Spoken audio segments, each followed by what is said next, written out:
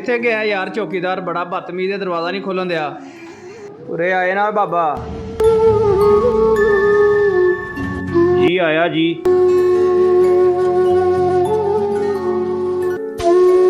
हाँ जी पुत्र।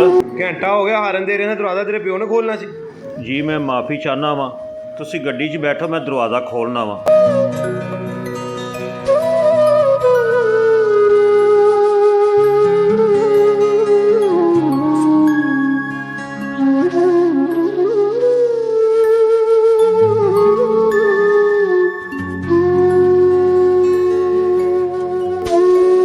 अगों एहतियात करी।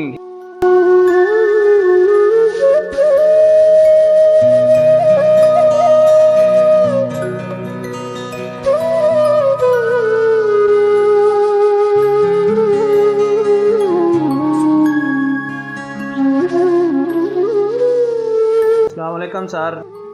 वालेकुम सलाम। भाई पता लगा थोड़े को जर्मनी की केबल आई है कोई?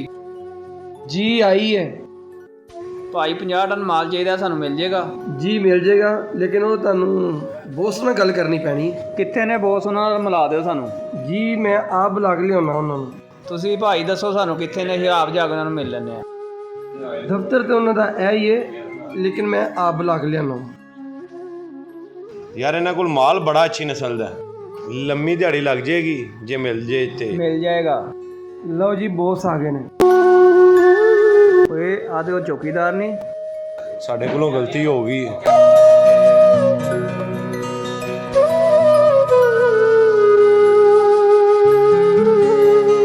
ਜਿਹੜੀ ਤੁਸੀਂ ਇਹਨਾਂ ਨਾਲ ਗੱਲ ਕਰਨੀ ਹੈ ਨਾ, ਕਰ ਲਓ। हाँ जी बेटा हुक्म करो। ਭਾਈ ਸਾਨੂੰ ਇੱਕ ਗੱਲ ਦੀ ਸਮਝ ਨਹੀਂ ਆਈ, ਤੁਸੀਂ ਫੈਕਟਰੀ ਦੇ ਮਾਲਕ ਹੋ ਗਏ ਤੇ ਮਜ਼ਦੂਰੀ ਕਰਨ ਦੇ ਹੋ।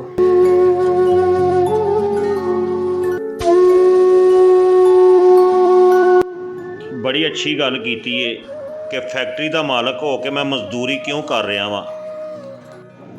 ਜਿਹੜਾ ਇਨਸਾਨ ਆਪਣੀ ਔਕਾਤ ਨਹੀਂ ਨਾ ਭੁੱਲਦਾ, ਉਹ ਸਾਰੀ ਜ਼ਿੰਦਗੀ ਮਾਰ ਨਹੀਂ ਖਾਂਦਾ। ਫੈਕਟਰੀ ਦਾ ਮਾਲਕ ਹੋਣ ਦਾ ਇਹ ਮਤਲਬ ਨਹੀਂ ਕਿ ਤੁਸੀਂ ਮਾਲਕ ਹੋ ਕੇ ਆਪਣੀ ਲੇਬਰ ਤੇ ਆਪਣੇ ਮਜ਼ਦੂਰਾਂ ਤੇ ਜ਼ੁਲਮ ਕਰੋ, ਬਲਕਿ ਜਿੰਨਾ ਤੁਸੀਂ ਆਪਣੇ ਮਜ਼ਦੂਰਾਂ ਦੇ ਨਾਲ ਰਲ ਮਿਲ ਕੇ ਕੰਮ ਕਰੋਗੇ, ਉਨਾ ਤੁਹਾਡੇ ਰਿਜ਼ਕ 'ਚ ਵੀ ਇਜ਼ਾਫਾ ਹੋਏਗਾ ਔਰ ਅੱਲਾ ਦੀ ਜ਼ਾਤ ਵੀ ਤੁਹਾਡੇ 'ਤੇ ਰਾਜ਼ੀ ਹੋਏਗੀ। ਇਨਸਾਨ ਨੂੰ ਆਪਣੀ ਔਕਾਤ ਕਦੀ ਨਹੀਂ ਭੁੱਲਣੀ ਚਾਹੀਦੀ, ਚਾਹੇ ਉਹ ਗੱਡੀ 'ਤੇ ਹੋਵੇ ਜਾਂ ਸਾਈਕਲ 'ਤੇ। ਤੇ ਮੇਰਾ ਪੁੱਤਰ, ਤੁਸੀਂ ਵੀ ਅਗਰ ਜ਼ਿੰਦਗੀ 'ਚ ਅੱਗੇ ਵਧਣਾ ਚਾਹੁੰਦੇ ਹੋ, ਕੁਝ ਕਰਨਾ ਚਾਹੁੰਦੇ ਹੋ, ਤੇ ਮਿਹਨਤ ਨਾ ਛੱਡੋ। ਮਿਹਨਤ ਦੇ ਵਿੱਚ ਹੀ ਸਾਰਾ ਕੁਝ ਹੈ, ਬਾਕੀ ਰਿਜ਼ਕ ਤੇ ਸੋਹਣੇ ਰੱਬ ਨੇ ਦੇਣਾ ਹੈ, ਉਹ ਤੁਹਾਨੂੰ ਬਿਹਤਰ ਰਿਜ਼ਕ ਦੇਗਾ। ਆਓ ਮੈਨੂੰ ਵਹਾਓ ਕਿਹੜਾ ਮਾਲ ਚਾਹੀਦਾ ਹੈ।